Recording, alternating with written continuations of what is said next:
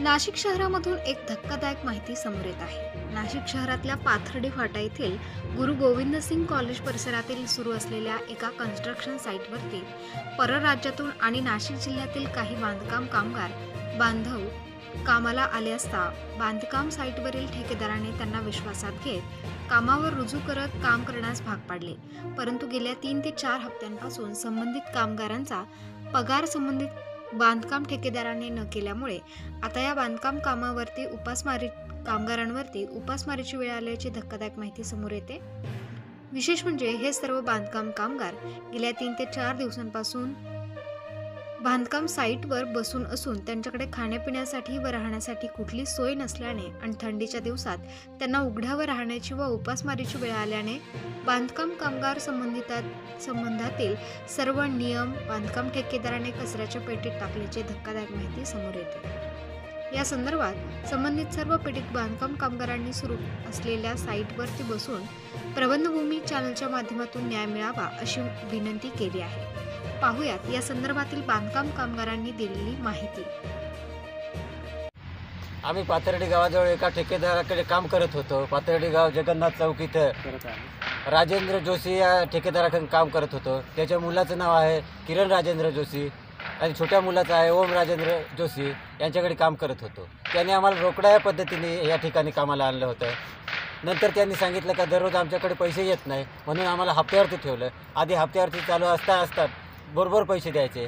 नंतर आता तब्बल 3 हप्त्याचे पैसेच त्यांनी आम्हाला दिलेले नव्हते। आम्हाला त्यांनी एक चेक 30,000चा दिला होता। तो सुद्धा त्यांच्या खात्यावरती 1 रुपया नसताना त्यांनी आम्हाला तो चेक दिला होता। तो चेक बाउन्स झाला। त्याच्यानंतर अशा खोट्या फसवणूक करता त्यांनी आम्हाला शनिवारी इथं तुमचे पूर्ण पैसे देतो, तुम्ही काम चालू ठेवा। त्यानंतर आम्ही परत 4 दिवस काम चालू ठेवलं आणि त्या दिवशी आम्ही शनिवारी इथं आलो। शनिवारी आल्यानंतर 1 तासाने देतो 2 तासाने देतो। त्या दिवसापासून आम्ही इथं आल्यानंतर आमच्याकडे जायला भाड्याला 1 रुपया नाही, खायला काय नाही। फक्त एवढंच फोन केलं का एवढंच सांगतो का मी 15 मिनिटांनी येतो 1 तासाने येतो, तुम्हाला खायला पैसे जेवायला पैसे टाकतो। अजून काही टाकलेलं नाही। इथं आम्हाला अंथरुणी नाही, पांघरुणी नाही। आम्ही इथं कमीत कमी 14 माणसं यायचो। आमचे 14 माणसांचे कमीत कमी 60-70 हजार रुपये अटकलेले आहेत। हे भये लोक इतक्या लांबून आलेले आहेत, बिहारहून आलेत। त्यांचे आज 7-8 माणसं काम करतात। त्यांचे 70-75 हजार रुपये अटकलेले आहेत। त्यांनासुद्धा खायला नाही काय। त्यांना म्हणतात की तुम्ही हे लेबर काढून द्या, दुसरे लेबर आणा आणि आम्हाला ते म्हणतात की हे मिस्त्री काढून टाका, तुम्ही नाक्यावरून दुसरे मिस्त्री आणा। म्हणजे असं आज आमचे आणि त्यांचे मन एकमेकांशी जुळले म्हणून आम्ही इथं आज टिकून आहोत।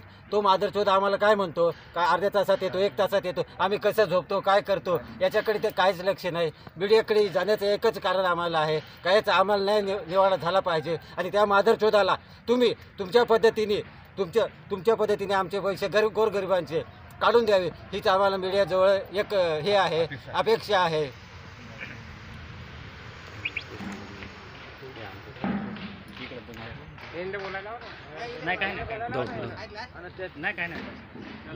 या साईडचे काम आम्ही कधीपासून पूर्ण झालं। या साईडचे पूर्ण हे सर्व काम याचं फक्त बाकी राहिलेलं होतं। ते आता म्हणतात की तुमचे पैसे आम्ही काढून द्या। हे पूर्ण पैसे झाल्यानंतर हे काढल्यानंतर आधीचेच पैसे आमचे 1-1.5 लाख रुपये सगळ्याचे अटकलेले आहेत आणि यानंतर काय पैसे काढून देणार आहेत, कुठून पैसे देणार आहेत? ऑलरेडी ते इथे जो मालक आहे त्याला विचारलं तर त्याच्या अंगावरती ऑलरेडी इथे 1.5-2 लाख रुपये निघून राहिलेत।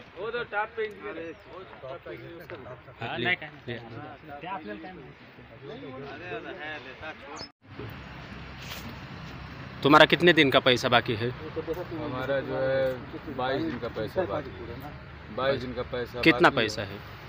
हमारा जो है सब मिला के जो है 70,000 बाकी है। 70,000 बाकी है। सारा पैसा भी नहीं देता, खाने को भी नहीं दे रहा है।